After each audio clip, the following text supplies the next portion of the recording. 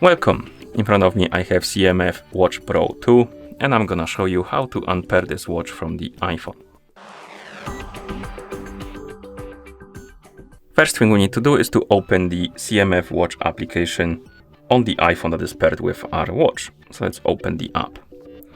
In the application you should see the health page. Now tap on the device icon to open the device page, and here scroll down through this page and find the option called Unbind Device. Once you find it, tap on it, then tap on Yes, and here you will see the message to go to the Bluetooth settings and forget the device.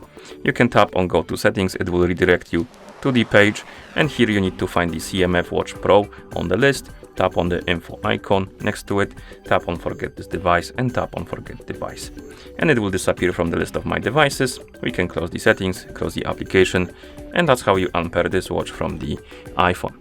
Thank you for watching. If you found this video helpful, please consider subscribing to our channel and leaving the like on the video.